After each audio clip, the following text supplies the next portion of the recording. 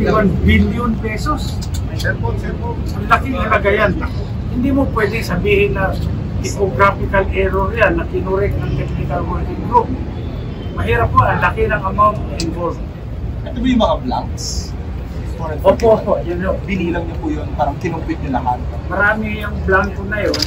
Ngayon, nung tinignan namin ano yung mga nilagay niya doon sa blanco, tinutal namin, umabot sa 241 billion. Sir, bakit po 12 yung counts ng falsification of the certificate?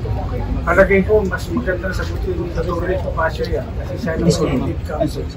Well, kaya po, 12 counts yan, ay 12 times po nilang pinunuan yung mga blanks. Yun po ang in-approve ng BICAM ay 0, nakalagay 0. Dapat po yun pagdating sa Pangulo, 0 din.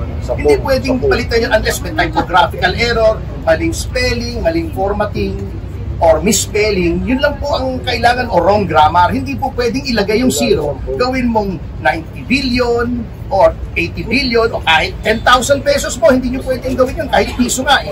Basta 0. So 12 times po namin nabilang na meron pong ganong insertion, yung singit. Oo. Ibig po sabihin, si Speaker Romualdez ay mahilig sa singit. Sir, sino po wala yung respondents dito? Sino exactly po? Ito po, siyempre si Speaker Romualdez, because siya po ang head ng House of Representatives. Manuel Jose Dalipe, kasi siya po yung nandun sa APRO. Etong majority leader, siya yung majority whip. Siya yung nag-marshal ng mga boto para dito. Si Congresswoman Kimbo. At least namin yan na merong insertion sa si dating Appropriations Committee Chairman Zaldico. At saka may mga kasama po dyan na hindi pa namin na-identify na palagay namin ay kasama sa technical working group acting under the instructions of the named respondents. So, yung mga staff? Opo, siyempre. Opo. Kahit tinutusan lang sila. Kasi po, ginawa din nila eh.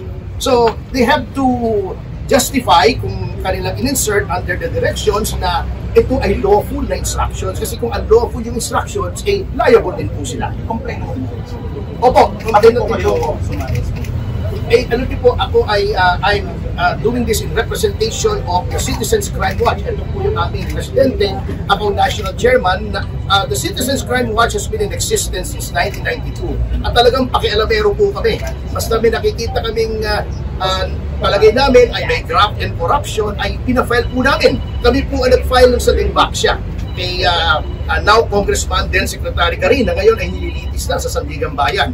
Kami po ang nag-file doon kay Commissioner Guanzon ng GRAP na ngayon po ay nililitis na sa RTC Bulacan. At marami pa po kami ibang na-file po rito, yung sa Sub 44 against former President Aquino, at kami rin po yung nag-file. So, hindi po ito politiko, hindi po ito politika. Ito talaga ay aming advocacy sa Citizens Crime Watch. Non-partisan po kami.